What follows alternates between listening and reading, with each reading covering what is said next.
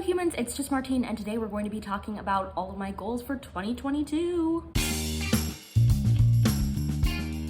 If you want to hear how my goals for 2021 went, that was my last video, you can check it out here. My goals, did I map them out much for this year? No, it's the 8th of January, I'm just sitting down to talk about this with you. I don't know, I feel like some things I'm doing more actively than sitting down and talking about them, which is good, but on the other hand, I'm just a little behind on this content, so this is just going to be a chatty, rambly video about goals and things, so that's where I'm standing on my goals for this year. For my reading goal this year on GoodReads, I set it, as I usually do, to 52 books. This shouldn't be a surprise to anybody who's watched my channel for a little while now. I always set it to 52 books because one book a week would be absolutely incredible. If I read more than that, great, but 52 books in the grand scheme of things would be really, really great. I know a lot of booktubers have these huge goals for their reading goal. There are people who have 200 books or 100 books or something, and even though I can read books in that number, I don't want to have that type of pressure on myself and my reading. And when I take a step back and I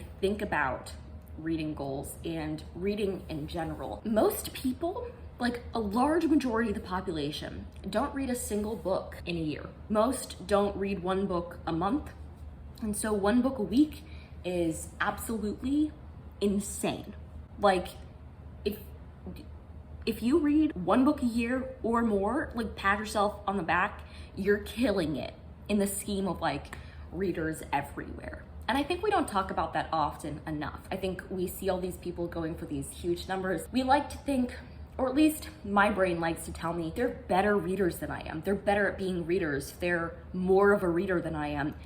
That's not true. You read something this year, you're a reader. You like talking about books, but you didn't read anything this year, you're still a reader. You just had an off year. Like, the numbers mess people up sometimes, myself included. So just 52 books a year, I know I can hit that. That's where my head is at for that. You know what I mean? And then as for things that I want to accomplish within my reading, I don't have many in mind specifically, because a lot of the things that I would set as goals are things that I already tend to do in my reading. For example, last year one of my goals was to read more from small authors, but just the variety of books that I have access to while I'm away at school, for instance, I usually read from small authors because I'm reading free books that I got on my Kindle.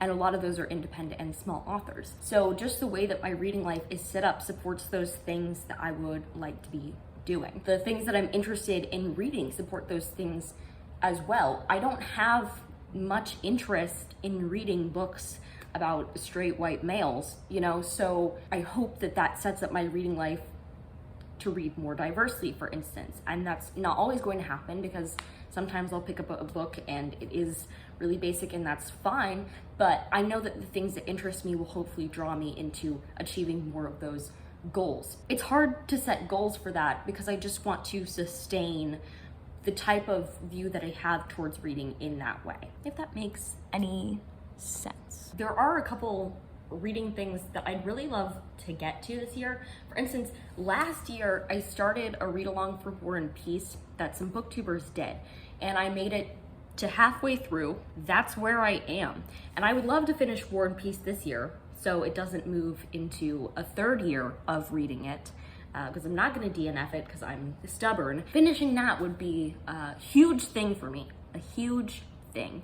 And one of the things that I want to be able to focus on most, especially since I've put the number of 52 books and I'm trying to approach reading in this specific way, is I don't want to be put off by longer books. On the one hand, I have this view that because I read so many books, I read through them so quickly, if I don't like them, there's less pain there. It's not as annoying to me because I know I'll read another book and another book and eventually I'll hit something that I like.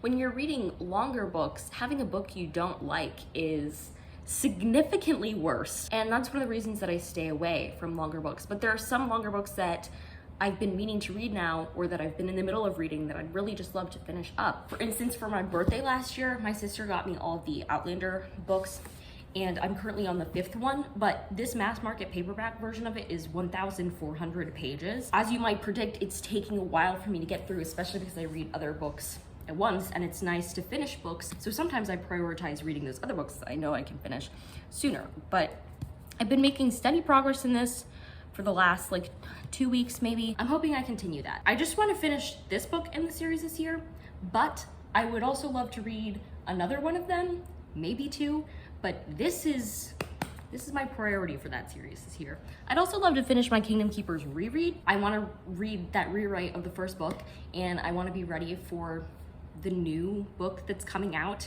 in the like third series of the Kingdom Keepers. I don't know what's happening there. The point is, I want to finish it because it feels like it's hanging over my head, and I hate when things hang over my head, so I'd rather just get it out of the way. I would also love to do the 12 TBRs of Christmas again. I had so much fun with that, and I'd really like to do that again. So I'm hoping I can work that into my reading this year. One of the problems with that is that I have so many books that I'm trying not to talk about in other videos. So what content do I have for other videos? I've been finding it really difficult to balance that for a very long time on my channel because I love making secret TBRs like more than most other videos. But it makes it really hard because if I want to do a vlog for a fun readathon and I'm filling a few prompts with books for a secret TBR, like it just makes it difficult. Some creators will be like, I'm reading this for a secret TBR. Some creators, they tell you what secret TBR they're making. Obviously for the 12 TBRs of Christmas, I'd like for it to be more of a surprise. So I'm still trying to figure out how I want to approach that. And on the other hand, there are these books that I read that are not for secret TBRs and that never get mentioned in any of my videos.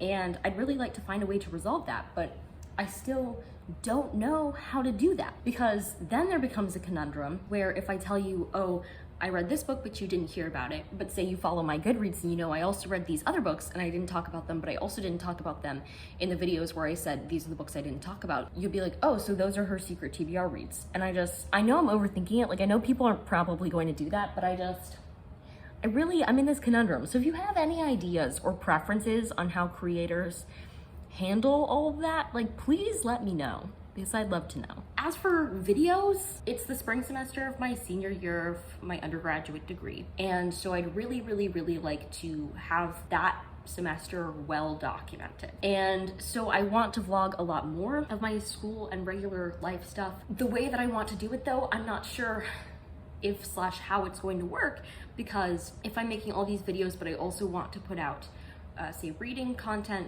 commonly, and I'm only putting out 2 videos a week, then I feel like I'll get really behind.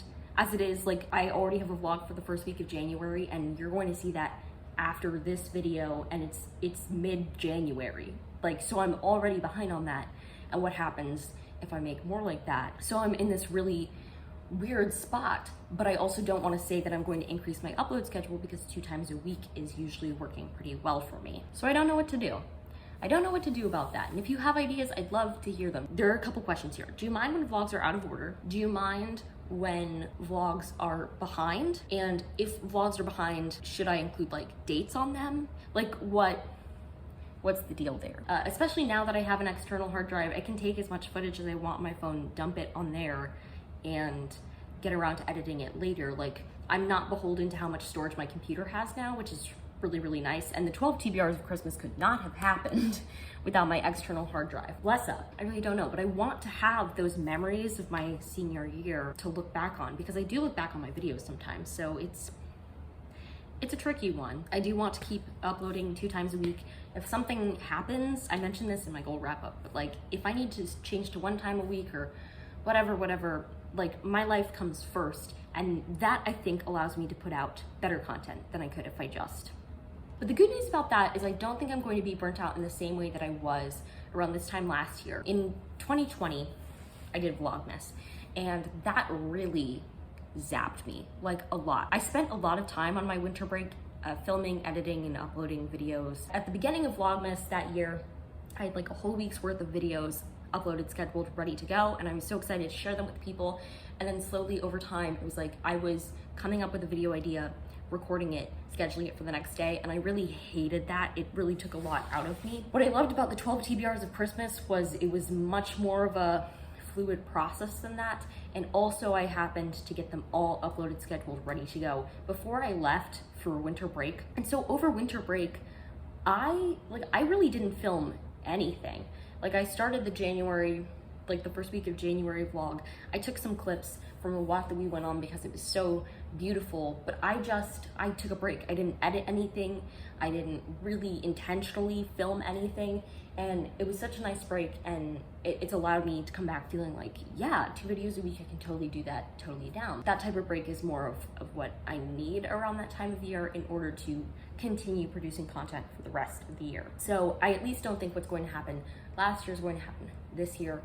But things are also going to be crazy in my life. I'm going to be graduating. I don't really know where I'll end up for next fall, whether it will be at grad school or at a job or searching for a job or something. I really don't know what situation I'm going to be in. And so on the one hand, it's going to be really interesting to document that period of my life.